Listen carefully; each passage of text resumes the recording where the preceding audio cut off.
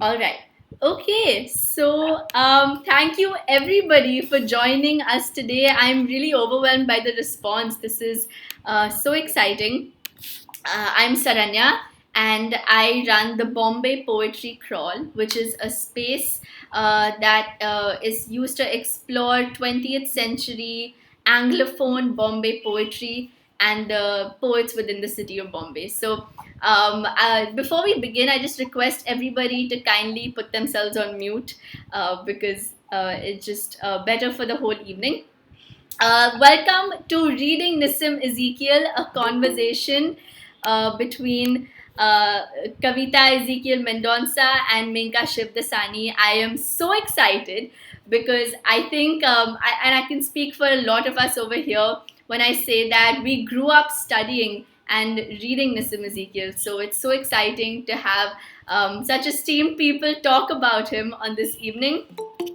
I'm sure that, of course, he doesn't need any introduction, but just a quick walk down memory lane, or maybe a little reminder. Nissim Ezekiel was born in 1924 in the Marathi-speaking Bene Israeli Jewish community in Bombay, and in 1952, when he published his first collection of poems, A Time to Change.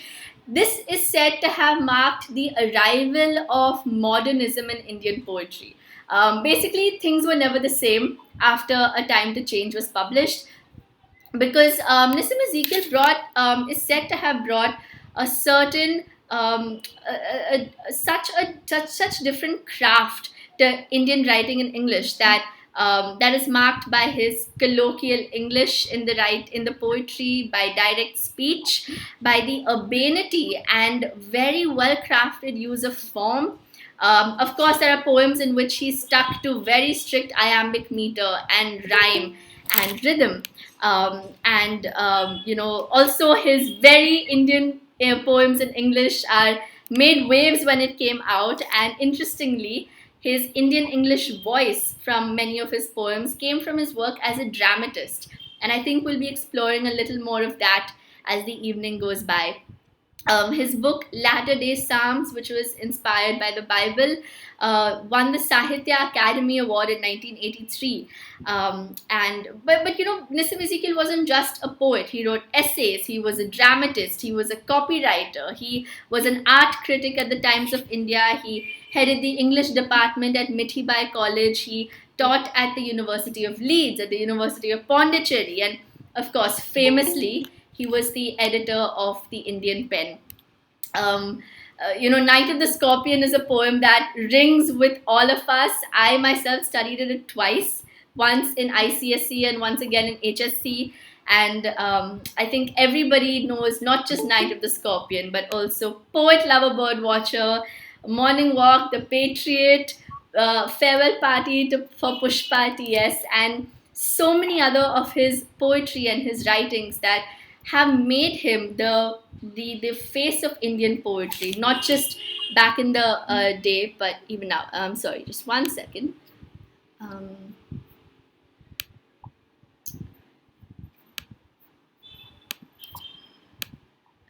Sorry.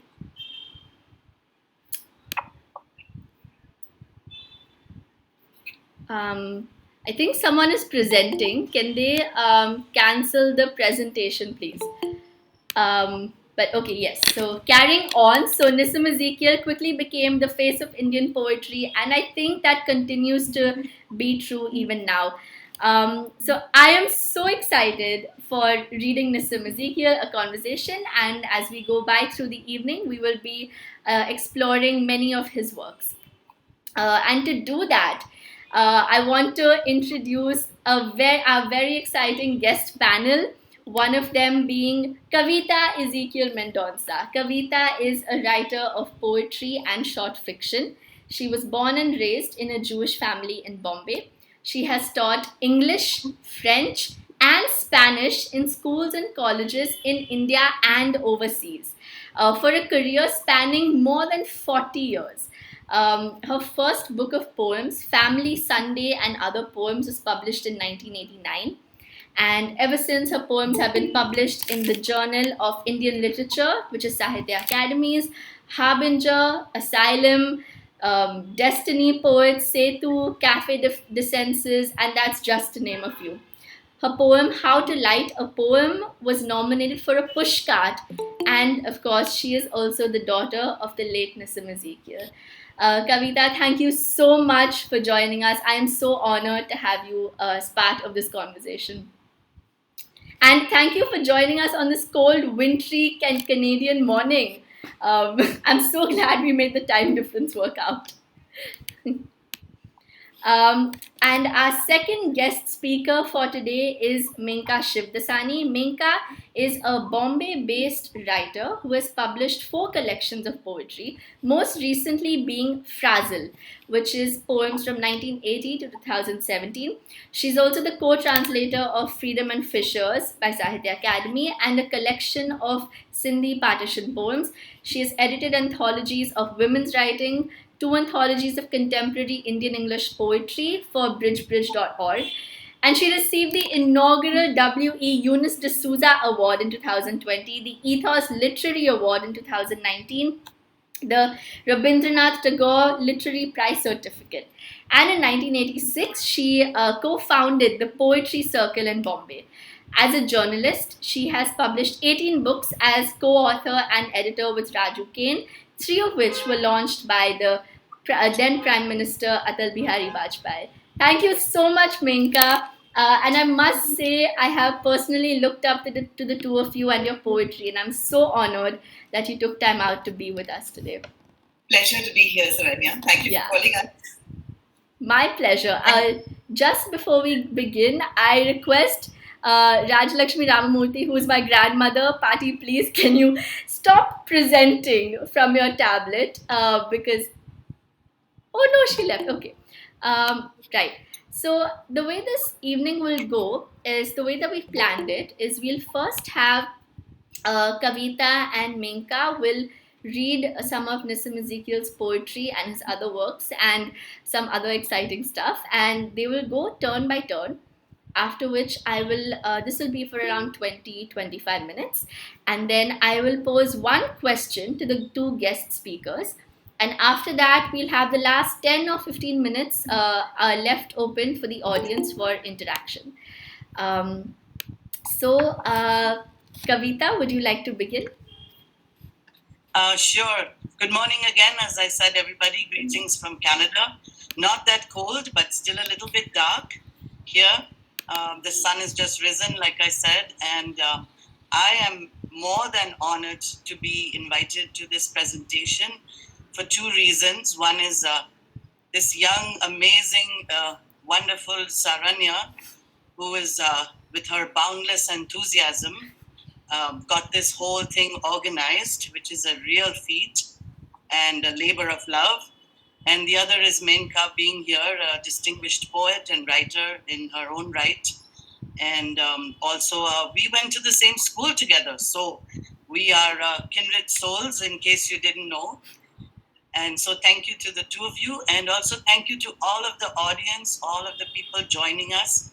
Many of you from India, I'm sure it's 9 or 9:30 there. And if you're from other time zones, I thank you as well. So, and this, of course, is a wonderful honor to my father, the late Nissim Ezekiel. I'm sure he's twinkling those twinkly eyes of his from up there and listening in carefully. I don't know what he's saying, but I'm sure he's got a few things to say to me. And I thought I would start off with a poem of mine, which is a tribute to my dad. And I checked with Saranya and Menka, and they said, this is fine, you should read this poem. So this is called Tribute to a Master Poet, and it was for my father on his birth anniversary, which was December the 16th. It was inspired by his poem for William Carlos Williams, who's a favorite poet of mine as well. And this is how it goes. I want to write poems like yours, but still I do not want to, knowing I cannot. It's humility, a sweet pill to swallow. Everything comes through your poetry. I hear the crescendos, sudden epiphanies, and the cries of your soul struggling, searching for the light defying meaning to find meaning in it. Poetic paradoxes you accepted. I feel the pulse of your life's rhythm in every poem. Soft and tender are your hands that write. They rock me like they did the cradle at my birth.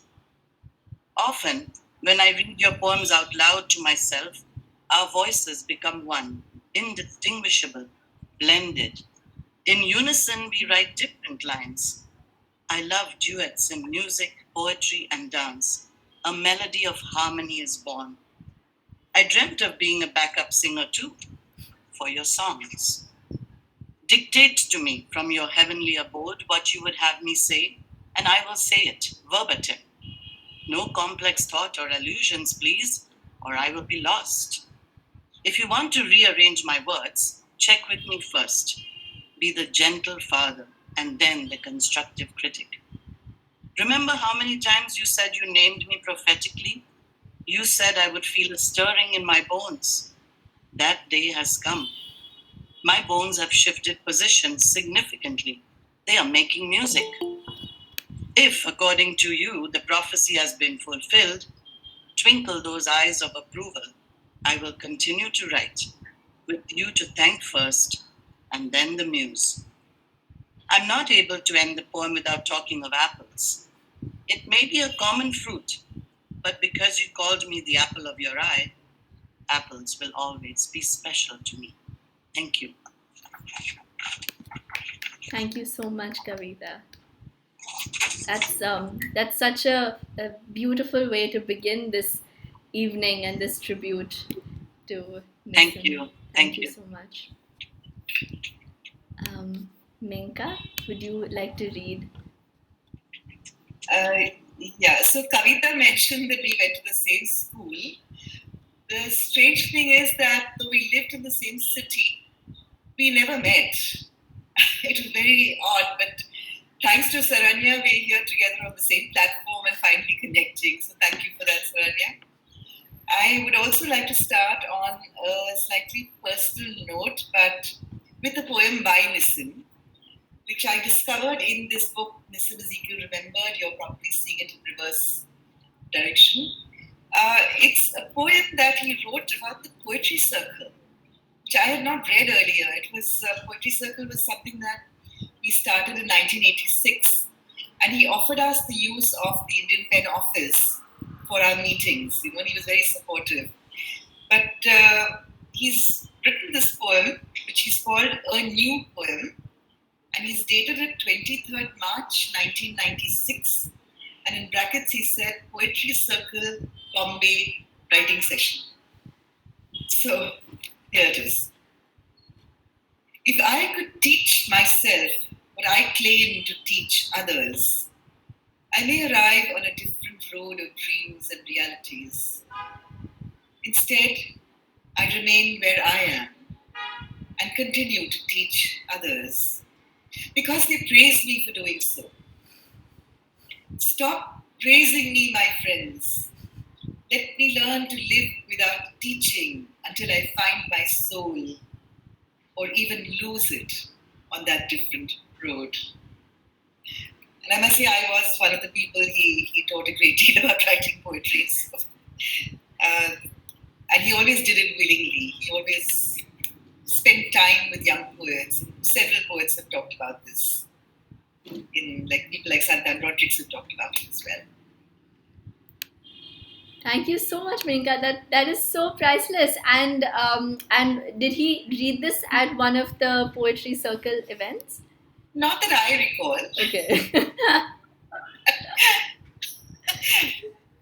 Like I said, I didn't even know he'd written this poem until I saw it in this book recently. That's a funny coincidence, but really spectacular. And for our audience, you must know that we are when not only in the presence of two fantastic poets, but they are people who have had personal interactions and relationships with Nissim. So this is a really exciting conversation to have.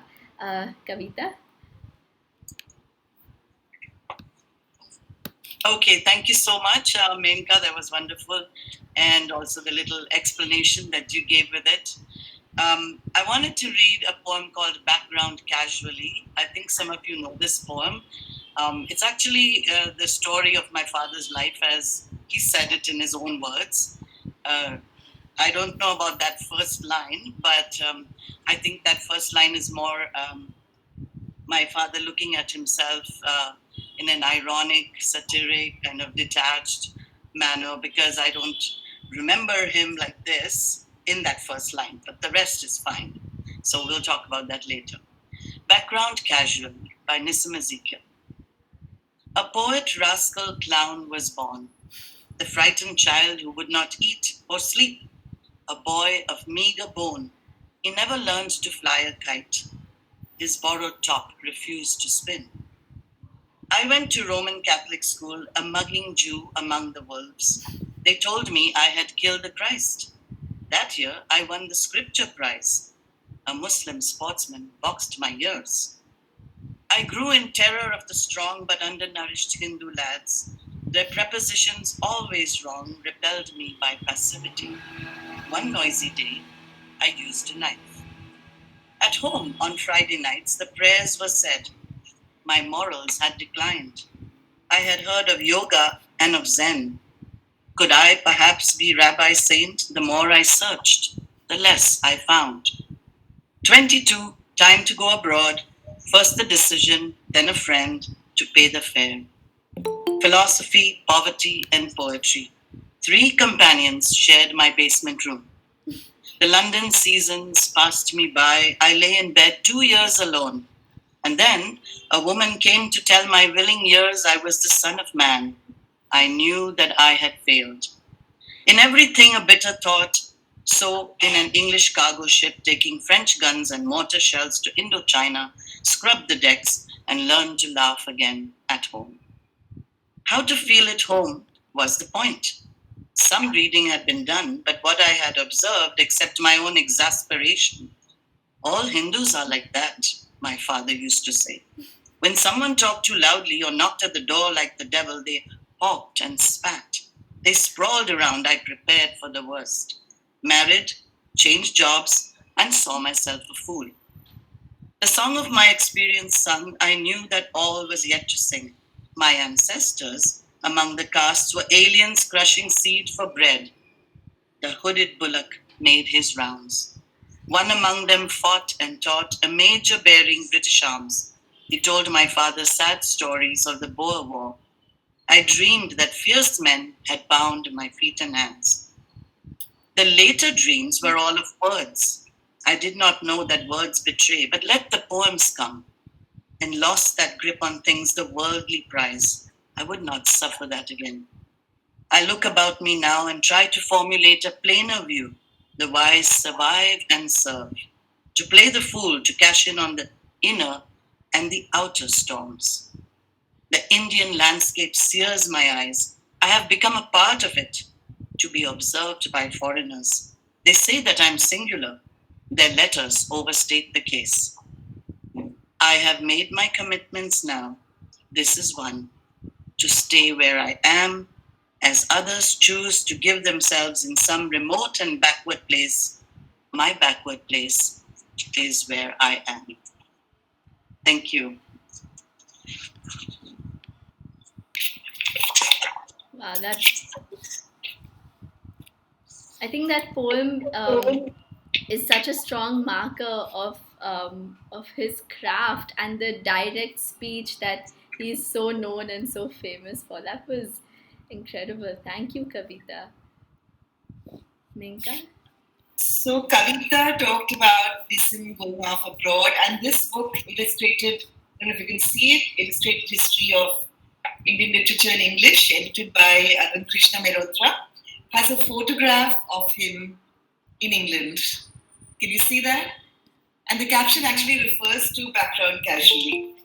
It's a picture of Francis Newton Sousa, Maria Sousa, and Nissim Ezekiel in Primrose Hill, London, May 1950.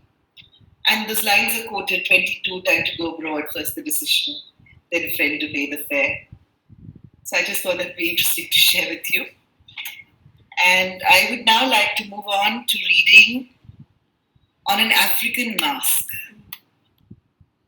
This is attributed to A Time to Change and Other Poems and to his collected poems. On an African Mask. What terror wrestled with what peace of soul? In what primeval jungle never shall be known. But still, the statement is complete, presented as a plastic bowl in which the catastrophic eyes reveal an aspect of the human plight, glutted with inhuman woes. Was it from drums and groans the darkness stole to echo in this graveyard mouth? And did some bloody sacrificial myth assign it a prophetic role?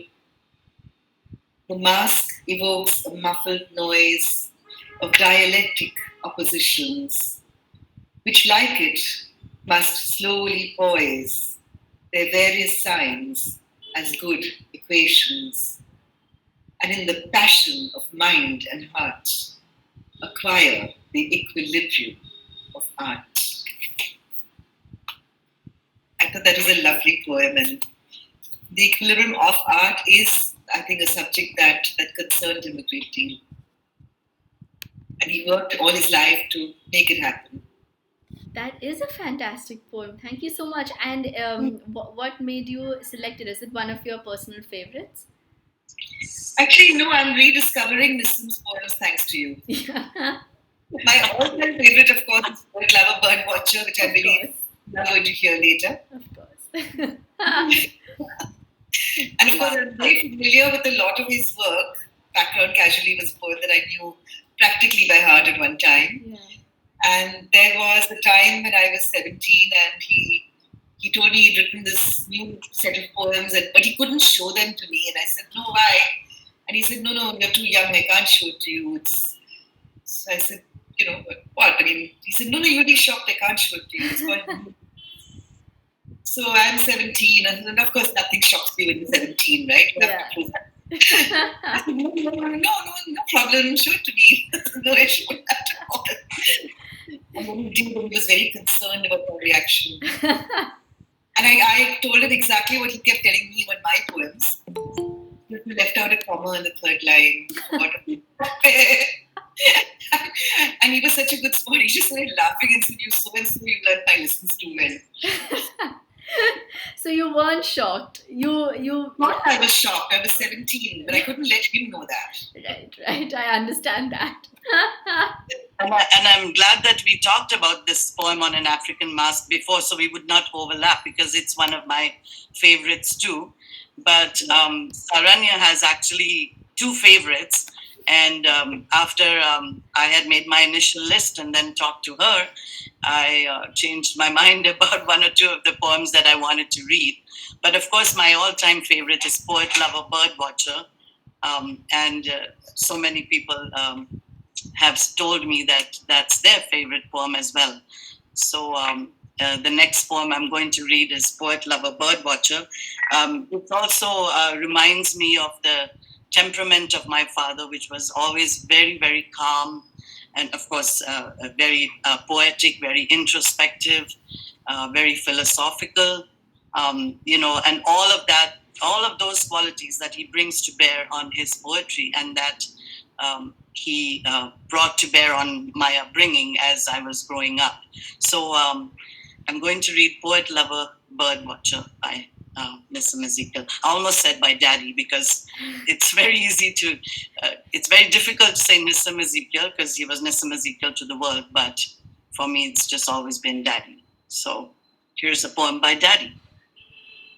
To force the pace and never to be still is not the way of those who study birds or women. The best poets wait for words.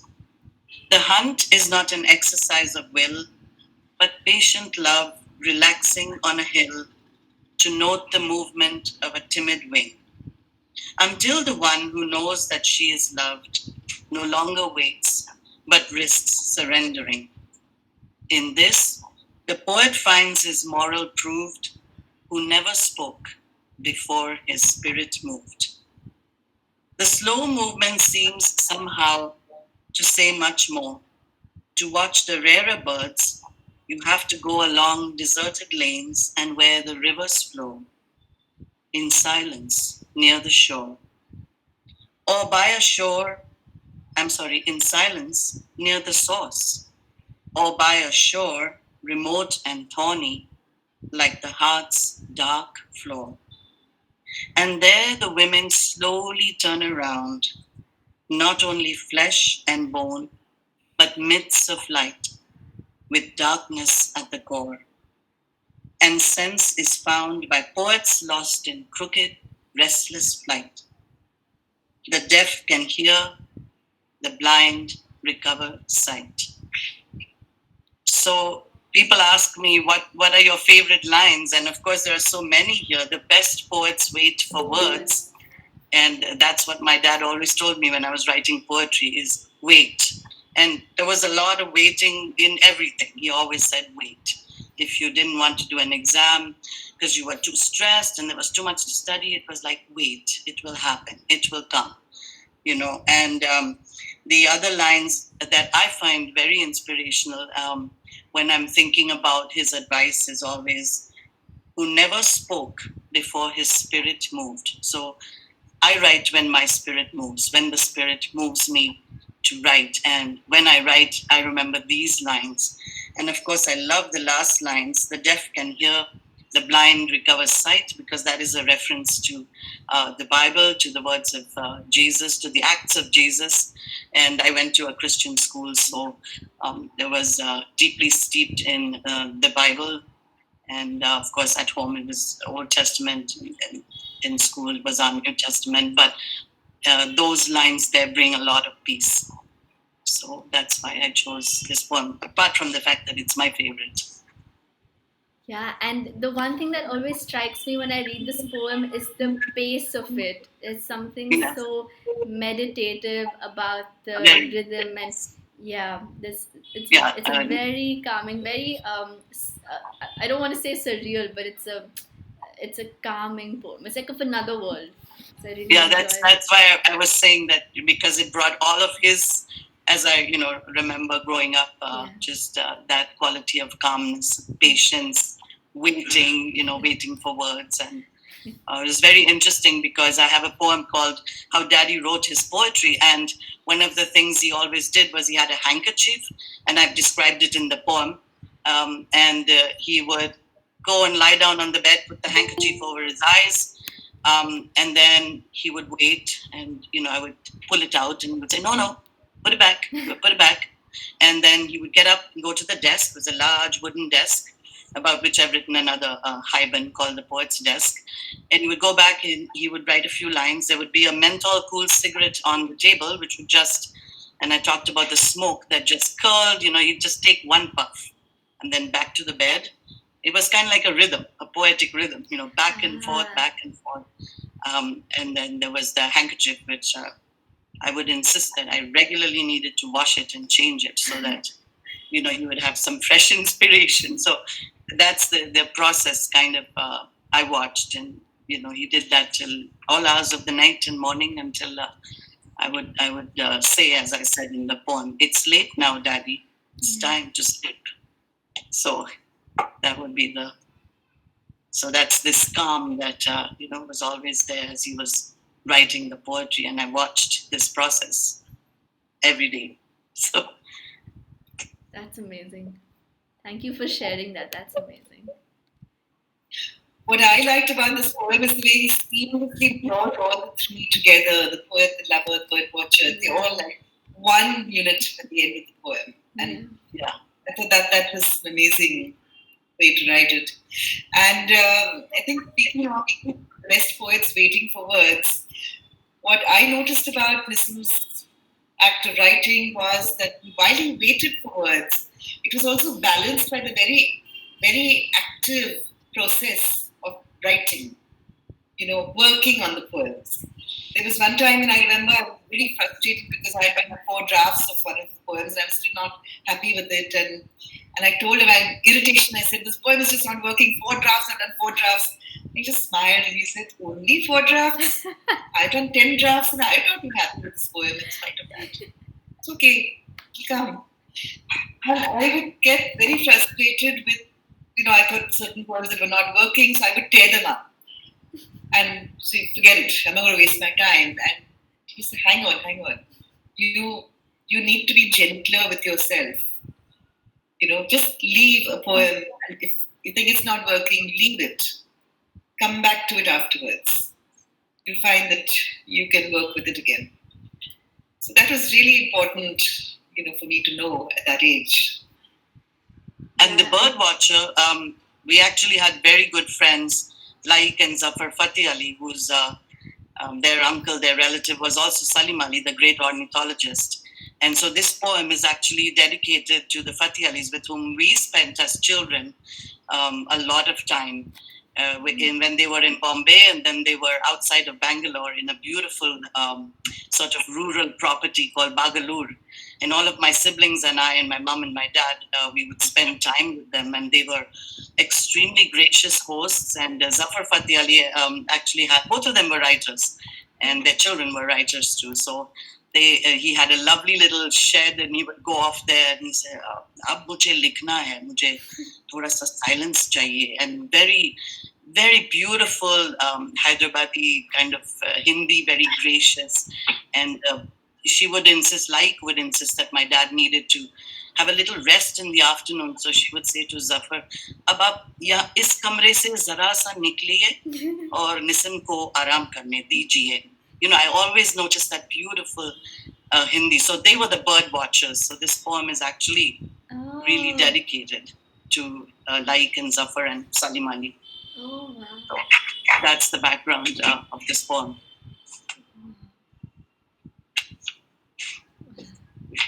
Thank you for Menka, that. I think Menka's turn. Yes, Menka. Is she on? Let me just. Menka, can you hear us? She seems to be frozen. Yeah, we can't see her video.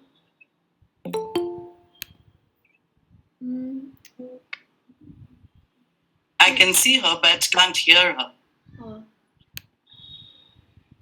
Menka, maybe if you mute and then unmute yourself. Yeah, try again. Can she hear you?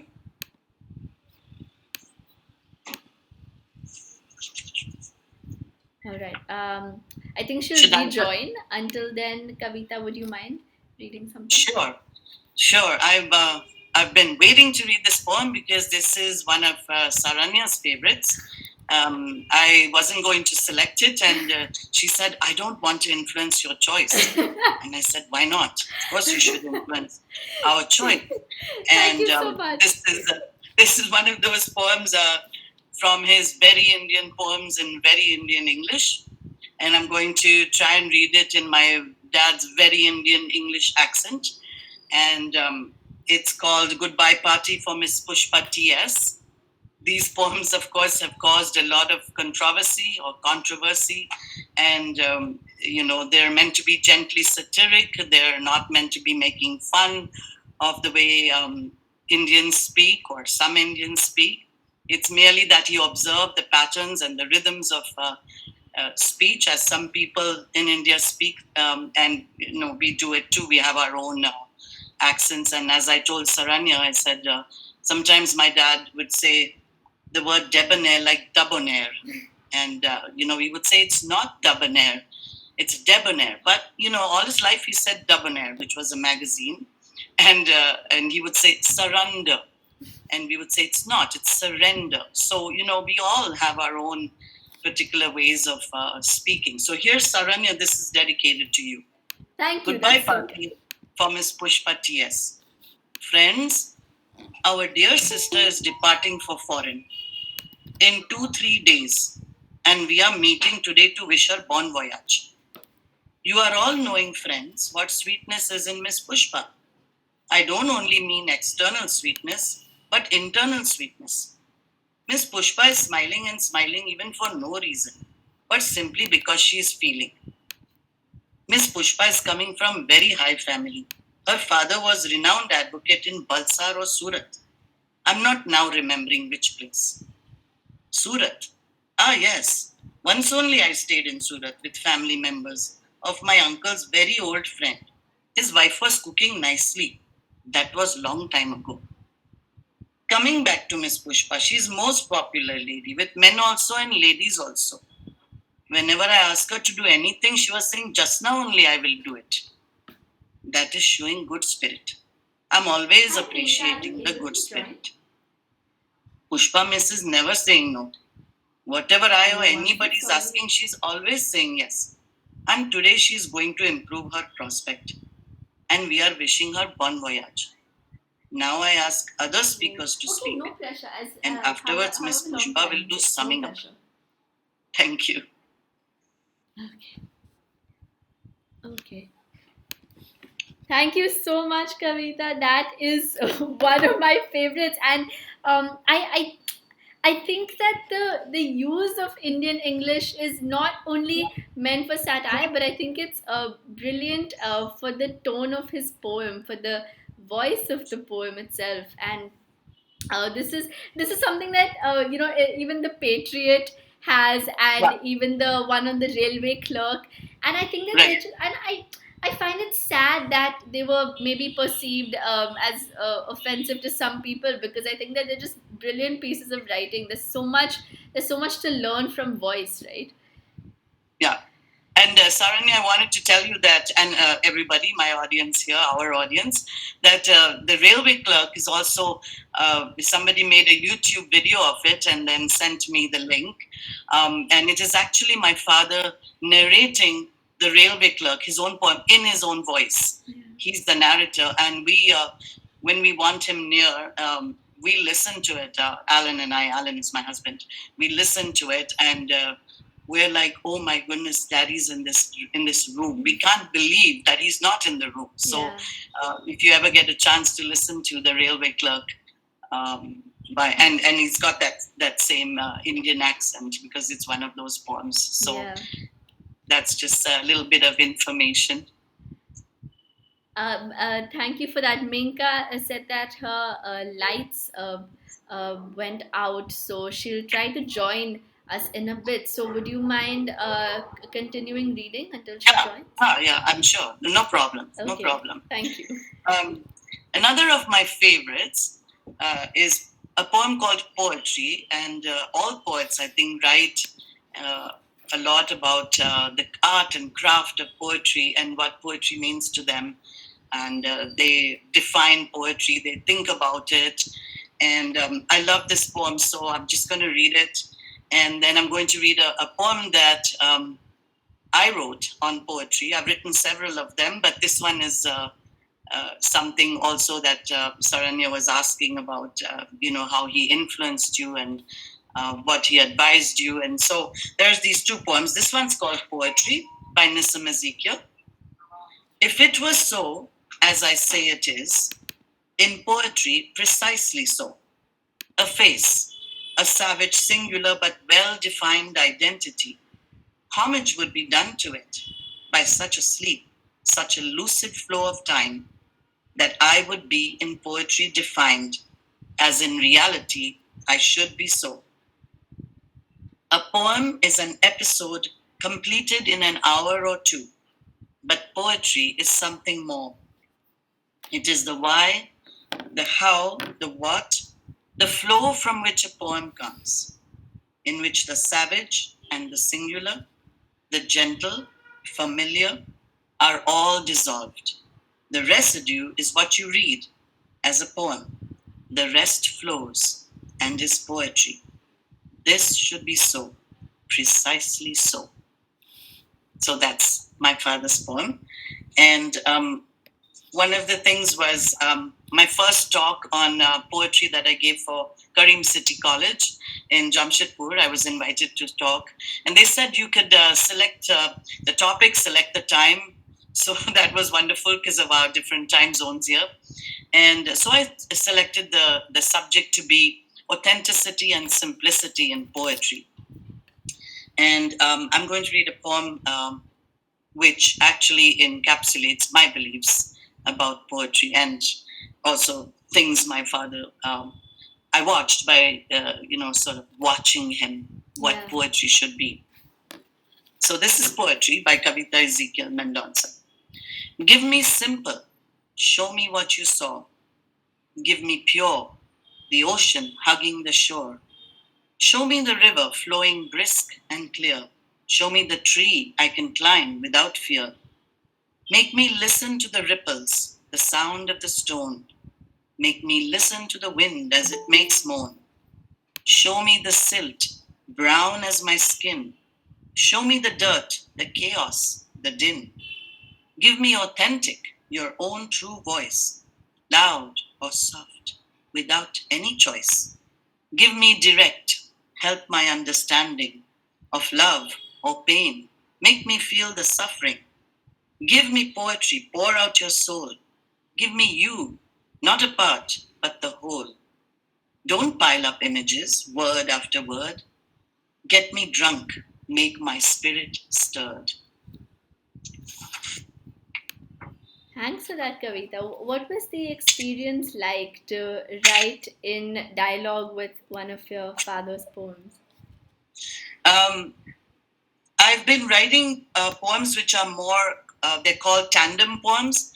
So there would be a poem of my father, and the last poem, when I read the last poem, that one is an example of a tandem poem. This is not exactly a tandem poem, but this was inspired by the talk that I was giving, but also like watching my father and listening to him to know what good poetry is. So give me poetry, show me, don't just tell me, show me. Don't pile up the images just one on top of the other, because you need to. So that's why my poems usually tell stories, and they kind of start out like, okay, I heard all these stories, or I lived all these stories when I was young, and and I want to pass them on to my children, my grandchildren, because they have different life experiences, and they need to know, oh, this is what mommy did, or mommy felt, or mommy saw, or grandfather did and said, because they had a very close relationship with my father. And so it starts off like that, but the poetry is from that talk, what do I mean by poetry, how do I write it. And so that don't pile up the images is like, tell the story, show it, make them feel that your soul, you're pouring out your soul, Yeah. So yeah, that was it. So that's not exactly a tandem poem, but Yeah. I have a series of tandem poems, and I keep working on those. How lovely. So yeah. Thank you for sharing. I think Menka has rejoined. Menka, can you hear us? Yes, sorry, you can't see me because I'm on a hotspot and I dare not switch on the camera. That's all right. And then I've gone again. I've lost the network connection. Can you hear me? Yes, we can hear you. Yeah. This is terrible. Okay, so I was actually looking for Hymns in Darkness, which I had planned to read. Oh, The the irony. Now it's a room. I'm basement area now as I left the book. Are we still reading poetry, or are we on to questions? We are reading, so maybe if you're able to read right now in the lack of light, that would be.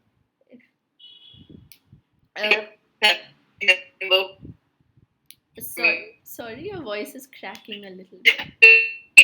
I'm going to read the poem. Yeah. It's a segment of its hyper poems, and I think you plan to end reading with this. Just a few times. The last part of the journey is the hardest. You only find out earlier parts of the journey.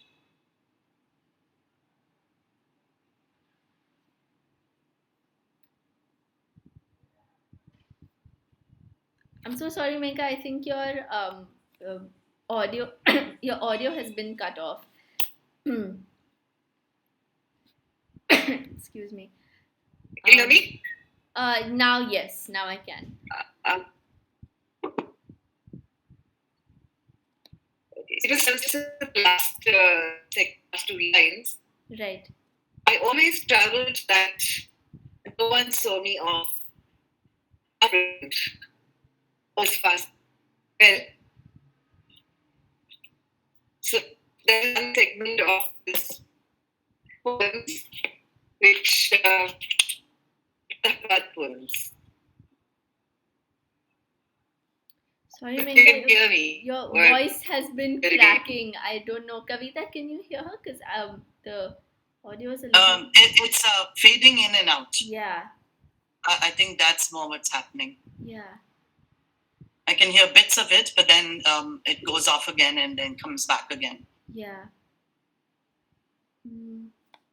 I can continue if you like, if she would like to adjust something or Yeah. so that, the audience is not waiting.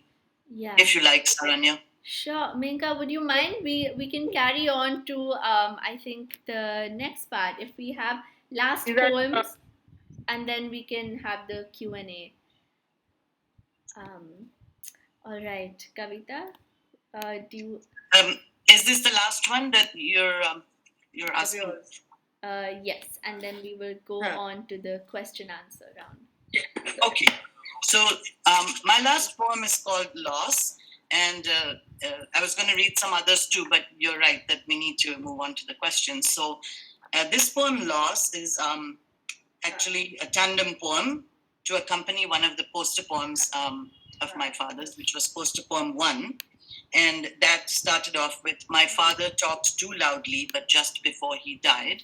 That was my grandfather, so my father's father, he's talking about in the poster poem.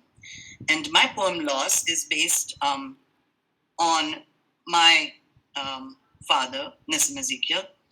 And it goes like this. Loss. My father could not talk to me before he died, could not reach me in a distant land, twinned in spirit, separated by geography. I heard he remembered me, said he could never forget me. Memory without a memory, not able to remember, not able to forget, trapped in a maze of loss. 2 losses, the greater loss is mine. Thankfully, he could not remember what he had lost. I actually got through that poem. I usually don't get through this poem. It's very difficult, very emotional. I always have my husband here on standby. He's done that a number of times. I've stopped halfway and then I've handed over the poem to him and he's had to read the rest of the poem. And this poem has been translated into French. I have a French Canadian neighbor, and she loved the poem, and we sat together in her garden when it was summer, not now in winter, and we translated the poem. So if you'd like me to quickly just go through the French. That would be lovely, please. Okay, so the poem is called Perte, and it's translated into French with a friend who wishes to remain anonymous, but I've told you that she's my neighbor 3 doors down. Mon père ne pouvait me rejoindre avant de mourir. Ne pouvait me rejoindre dans un pays étranger. Jumelé d'esprit, séparés par la distance, on me dit qu'il se rappelait de moi. Il ne pouvait m'oublier. Mémoire sans mémoire, impossible de se rappeler, impossible d'oublier. Prisonnier dans un labyrinthe de pertes. La mienne était plus grande. Heureusement, il ne se souvenait pas avoir oublié. Thank you. Thank you so much. That was beautiful. And thank you for, I think we are so honored to hear that poem from you. I think Menka is back. Menka, is there any chance you are able to join us? Are you able to hear me? Yes, now perfectly. Yes. Yes. Oh, wonderful. How lovely. So I see there's not much time, so 9:50, but I just wanted to read an excerpt from one of his plays, the marriage poem play. Yes, please do. Because I think, you did mention in the beginning that Nissim talked that he also wrote in other genres and we associate him only with poetry, but there was much more. Yeah. I think he explored the his craft and his poetics through these other forms of writing that he had. And in Marriage Poem, he has these lines where the husband is talking about poetry. And he says, I am alone. It has taken me a long time to learn how to be alone. I've also learned how to value the condition. The whole world is recreated when one achieves it. All art, poetry, music, everything that is true and beautiful is for the single man. Even nature exists only when a man sees her alone. Only when he is alone does she undress for him. Every tree, every patch of grass, every bunch of flowers is born again within the individual mind. He makes it real. He breathes life into it like a god. In this sense, and in this only, human beings are gods. Only as gods do we enjoy freedom. We improvise from day to day, and this improvisation is our existence. My copy of this book, Nissim Ezekiel Remembered, is full of pencil marks, and I must have reviewed it at some point, which is why I've written these notes in it. And against this, I had marked it out and written the words Nissim talking, because I could just imagine him saying these words, Yeah. And I remember another incident with, when I told him about my own process of writing, and I said that sometimes it feels like something disengages from me. Yeah. And writes the poem, and I have no idea what and who is doing that. And he got very excited, and he said that is exactly what the creative spirit is all about. That, and then he talked about his other play, Nalini, in which he's the artist, says something very similar. And I had not read the play at that time, but it was an echo of what she says in that play. So that was quite an amazing experience. The fact that he explored all these very difficult to explain concepts in plays and in their plays.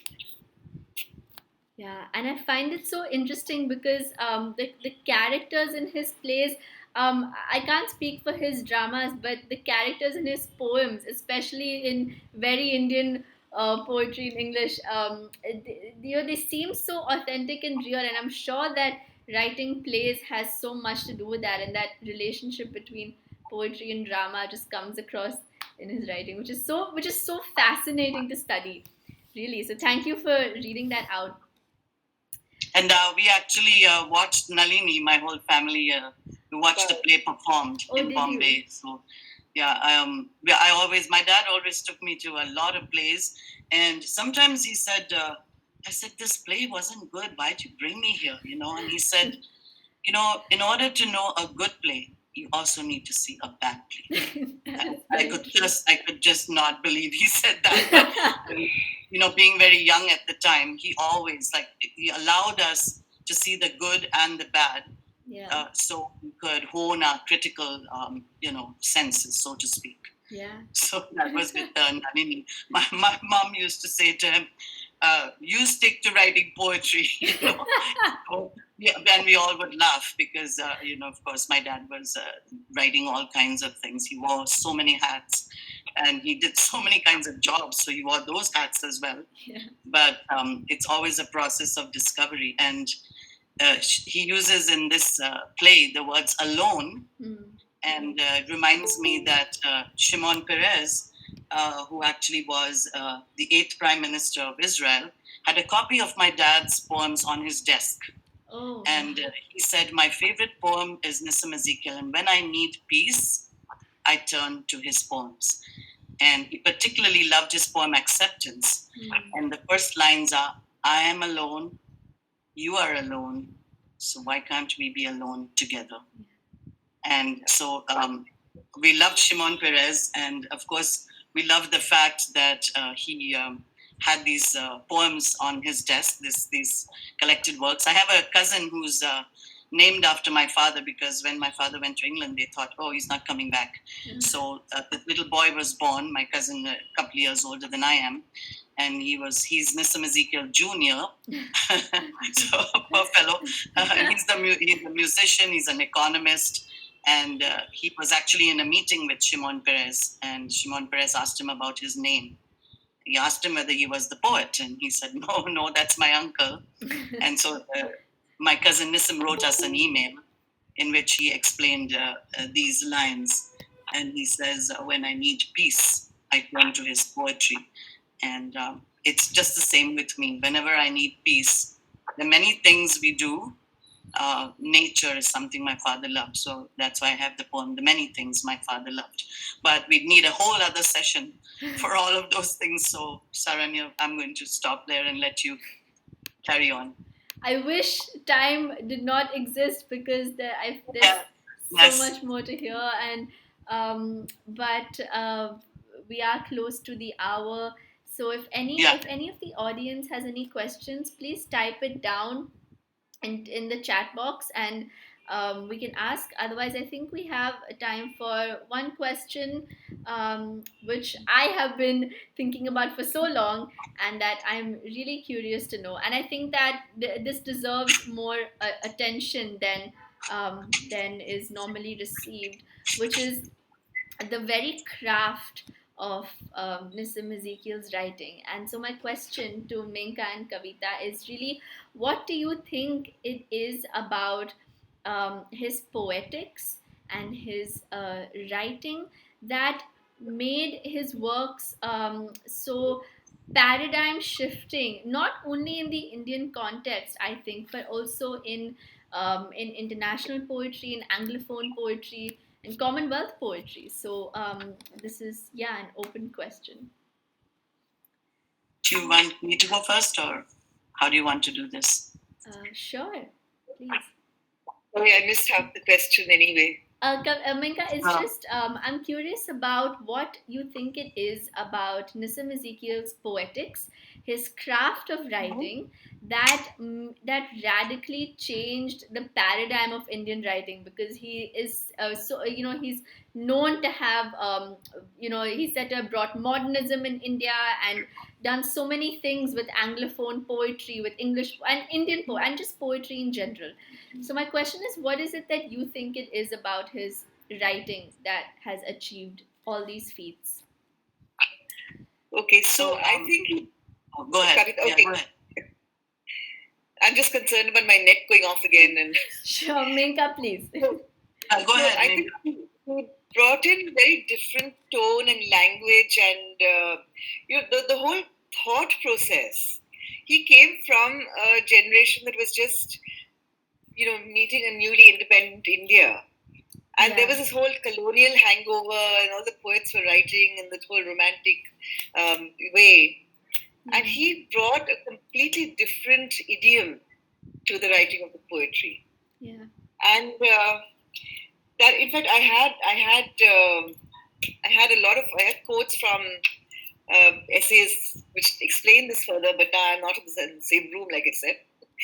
But at the point where I got disconnected, Kavita was talking about Laik Fateh Ali. Yeah. And in his book, The Best of Quest, she says he actually brought in she talks about how he brought in this whole Desi-ness and Indianness. Yeah. Insisted that everything be written by an Indian with an Indian mindset.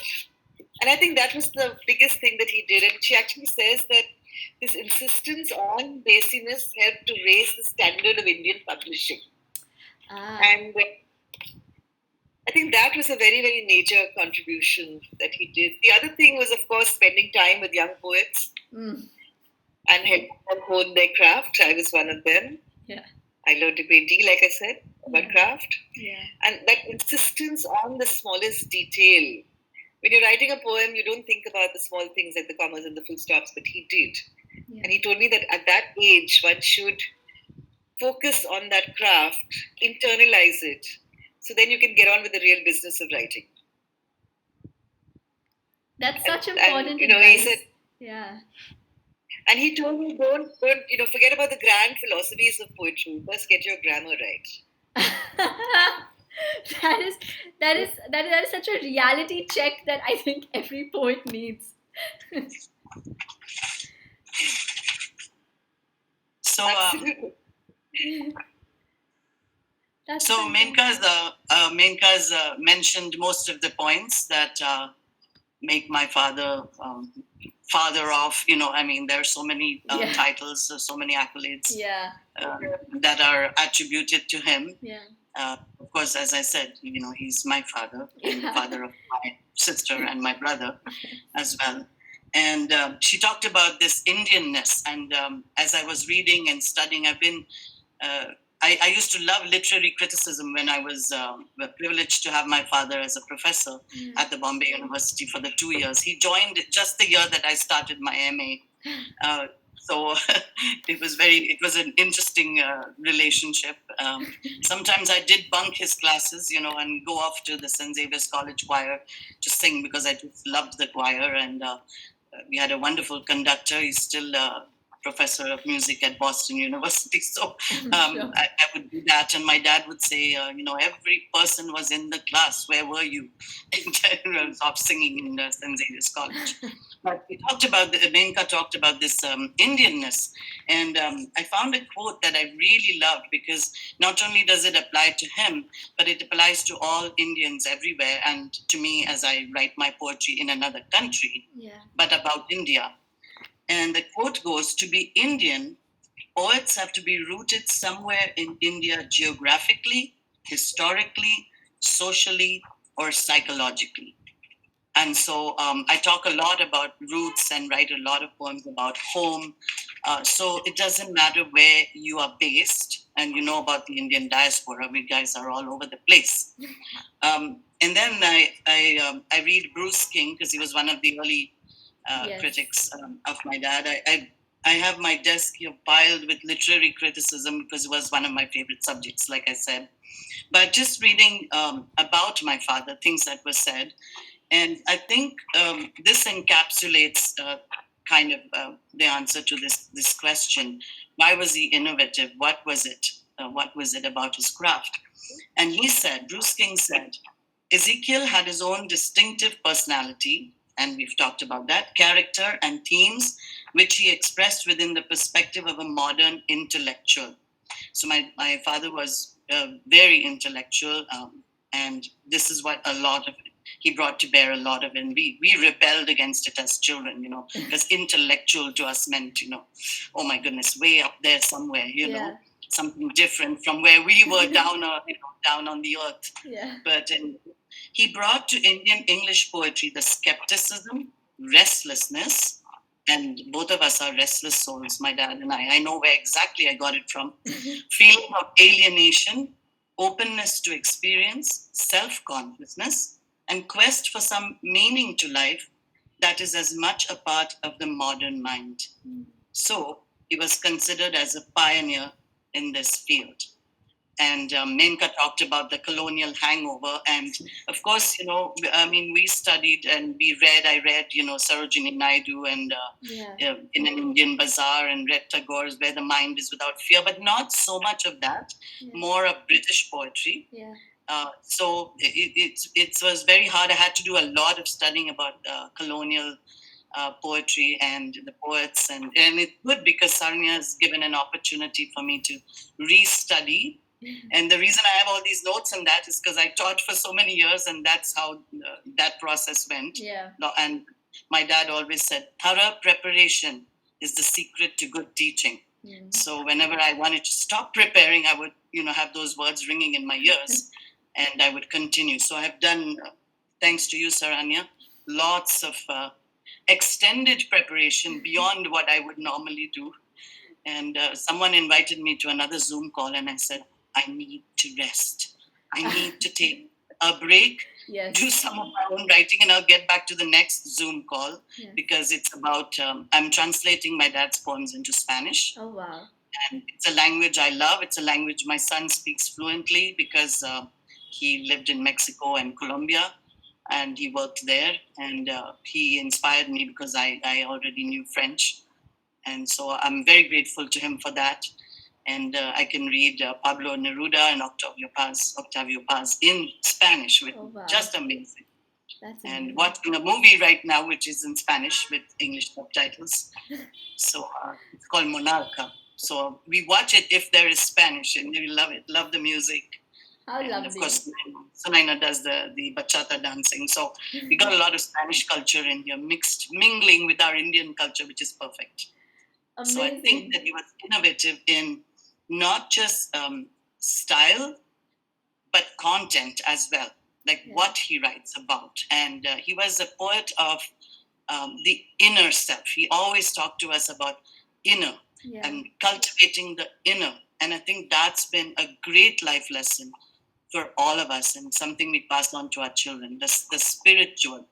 So spiritual is different from religious. Spiritual is cultivating your inner self. So we have a great inheritance and a great legacy, which it's not just a matter of pride, but it's a matter of great responsibility for me to pass that on, and to not just my children, but I'm amazed that Saranya, being so young, is so immersed in poetry and the poetry of my dad. It's a great honor for me, Saranya.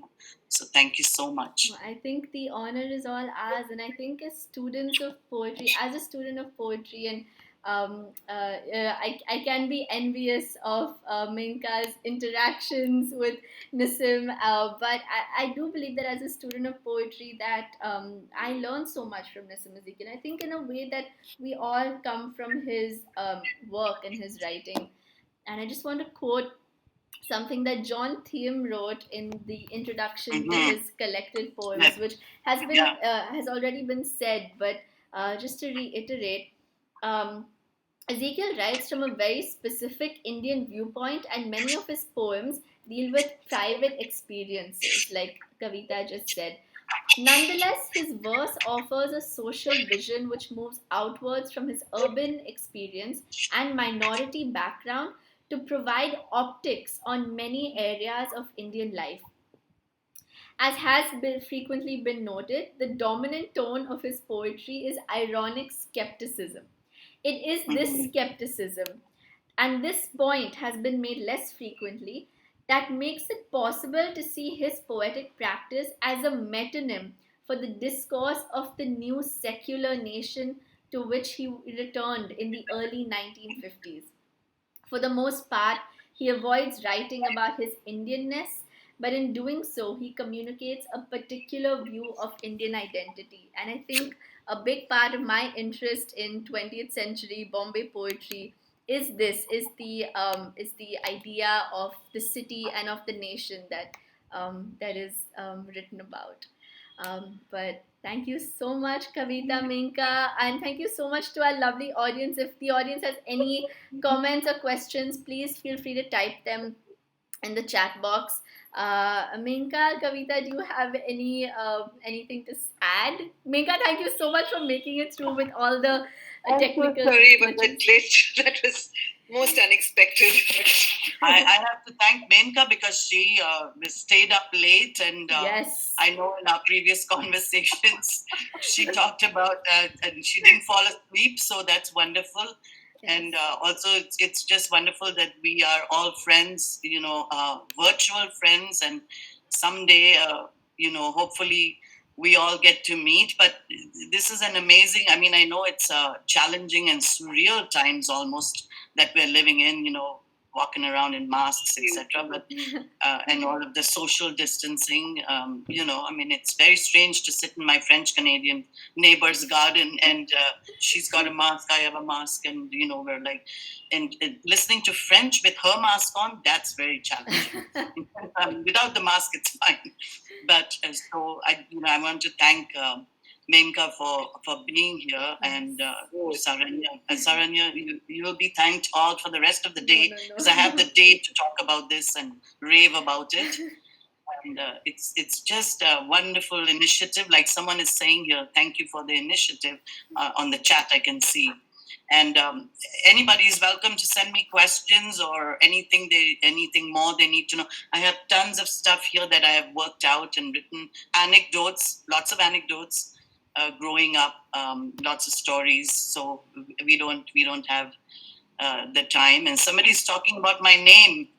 And yeah, I always have this question that all interviews start off like this. And I just want to say that I think that my dad if he had a choice of names, he could have named me any Jewish name, Abigail or Elizabeth, or with no disrespect to them, no offense. But I think he put a lot of thought into this, and I take it seriously. And I think that as he said, you will know when your time comes, and I think my time not has come. It's not done, but it's coming. Yes. It's evolving. So I'll just let it, because I had quite a hiatus when I was actually teaching and raising my two little children, and then moving to a new country, and with all of those challenges. But this audience is fantastic. The chat, I'm loving it. I never respond to chat when I'm actually in a session, because I feel like I missed something either Menka said or Saranya or someone else. So thank you again, and good night, Menka. Good night. Can I just share one quick anecdote? Please do. Sure. Yeah, so I remember when he got the Padma Shri. I mean, we were very comfortable with our, we used to meet every week and he used to talk to me about poetry. So when we got the Padma Shri, I wrote him this congratulatory letter. And with my tongue firmly in cheek, I said, "Oh, I didn't know I was hobnobbing with greatness." And he wrote back, and in a sardonic style, he said, "The next time you see greatness, try to recognize it." I will still have that postcard somewhere with me. That's amazing. And I think the fact that you have organized this event so many years later speaks to the legacy that he has left behind. I think that is the important thing. That poetry stays. Yeah, it stays. Yeah. It will always be there. Yes. And this Padma Shri that you're talking about was very exciting, because we got a telegram at 5 in the morning. The bell rang, and we were down for a holiday from Missouri for our usual annual holiday at my mom's house. And my husband answers the phone all groggy, 5 in the morning, and starts shouting, "Dad has got a Padma Shri, Dad has won a Padma Shri." And then the phone's ringing, and my mom says, "I have to cook lunch. You guys answer the phone," because all of us are there, so many of us, to feed. I mean, you can't ignore that reality. So we never forget this Padma Shri, But that statement that he made has actually made me far more conscious and respectful of, what people one takes for granted. Because they've been so close. And you don't really realize how much greatness they have in them. And that was an important lesson. I may smile about it, but that was something that stayed, That when people are doing amazing things, you have to respect that. Yeah. And to the audience, and even when people are doing ordinary things, I think that's my thing. It's just ordinary things, like, I mean, if my child cleans the kitchen for me, I am, thank you so much. That was lovely. It's such a pleasure to come downstairs and that kitchen is clean. I think that ordinary things are more important to me. Absolutely. And in fact, when my lights went out, I was in the basement office, like I said, pitch dark, and my daughter came down with a phone. And she brought the light there, and she held the hotspot connection for me. And now she's got all these books that I was planning to refer to during our conversation. And and I can't end without thanking my husband. I always have trouble with technical things. I'm like, please don't go anywhere. Stay here. I don't want any glitches. I don't want any problems. And suddenly something happened, and oh my goodness, I've gone off. And so I think, anyway, we can go on and on, but Saranya, Menka, and I will connect on time. I think we will connect. More friendly too. Thank you. Speaking about gratitude, I'm so grateful to everybody here.